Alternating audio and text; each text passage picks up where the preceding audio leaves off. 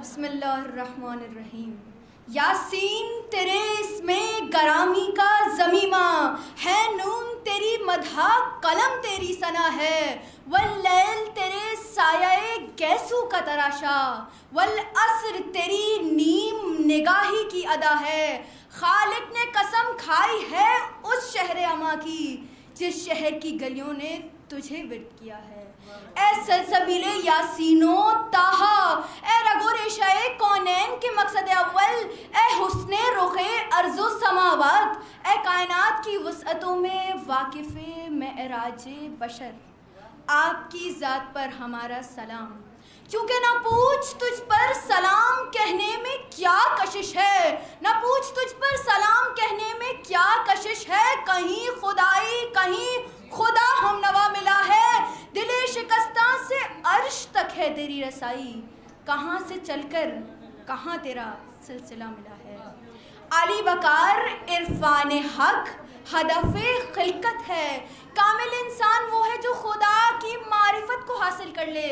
سو انسان نے معرفت کی راہوں میں قدم بڑھائے، کسی کو پتھر کی ٹھوکر نے بت پرستی پر مجبور کر دیا، کوئی چاند کی رعنائیوں میں کھو گیا، کسی نے آگ کو دیوتا مانا، مگر محکم کتاب پکار پکار کر کہتی رہی وَابْتَغُوا إِلَيْهِ الْوَسِيلَةَ، خدا کو پانے کے لیے وسیلے کو تلاش کرو۔ تو منتہائے عارفین کعبے کی طرف گامزن ہوئے، عارف بڑھتا گیا بڑھتا گیا بڑھتا گیا، کعبۃ اللہ میں پہنچا، سوچا کس سے پوچھوں اس گھر کا مالک کون ہے، تو اسے عبداللہ کا یتیم اپنی پوری آب و تاب سے خانہ کعبہ میں جلوہ فگن نظر آیا، محمد صلی اللہ علیہ وآلہ وسلم۔ کون محمد؟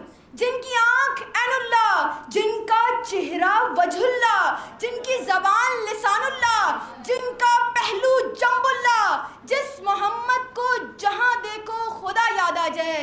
آنکھیں ہیں کہ انوار دو عالم کے نگینے، ماتھا ہے کہ وحدت کی تجلی کا ورق ہے، گیسو ہے کہ واللیل کے بکھرے ہوئے سائے، ابرو ہے کہ قوسین شب قدر کھلے ہیں، وہ ریشے سیاہ جس سے طلوع ہے رخ انور، گویا کہ شب قدر سے نکلا ہے سویرا۔ شکریہ۔